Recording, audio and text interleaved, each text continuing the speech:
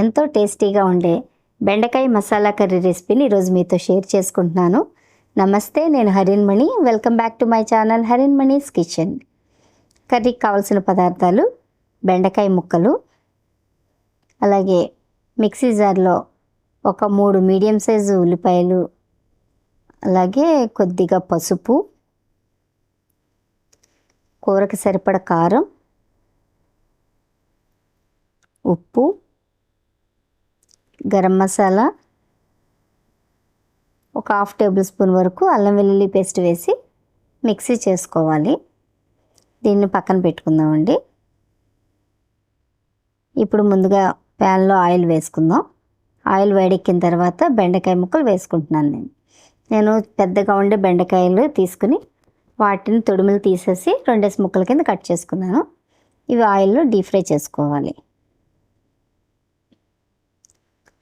కలుపుకుంటూ ఉండాలండి వీటిని.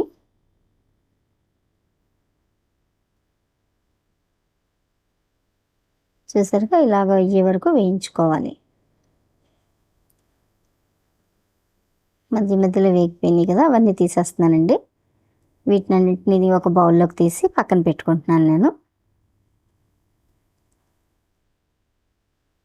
ఇప్పుడు ఇదే ఆయిల్లో కరివేపాకు వేసుకున్నాను. కరివేపాకు కాస్త చిటపట్లాడిన తర్వాత ముందుగా మనం మిక్సీ చేసి ఉంచుకున్నాను కదా, ఆ ఉల్లి పేస్ట్ని వేసేసుకుంటున్నాను.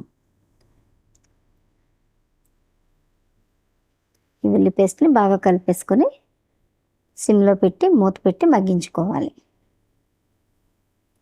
దీన్ని మధ్య మధ్యలో కలుపుకుంటూ ఉండాలండి.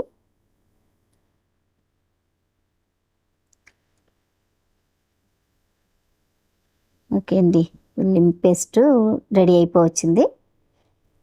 ఇప్పుడు ఇందులో బెండకాయ ముక్కలు కూడా వేసేసుకుంటున్నాను. వీటిని బాగా కలిపేసుకోవాలి.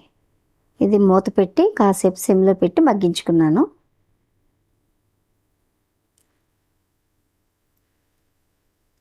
ఇప్పుడు ఒకసారి మళ్ళీ కలుపుకుందాం. ఇప్పుడు ఇందులో కొద్దిగా చింతపండు రసం వేస్తున్నాను. పులుపు ఇష్టమైన వాళ్ళు చింతపండు రసం వేసుకోండి, లేకపోతే అవసరం లేదు. కొంచెం పుల్లగా ఉంటే బాగుంటుంది కూర, అందుకని పులుపు వేసాను. ఇప్పుడు ఇలాగే ఇందులో కొద్దిగా కొత్తిమీర కూడా వేసేసుకున్నాను. దీన్ని కూడా బాగా కలిపేసి మూత పెట్టి మగ్గించుకుంటున్నాను. ఇంకా కొద్దిగా వాటర్ ఉందండి, బాగా కలుపుకొని మరి కాసేపు మగ్గించుకుందాం.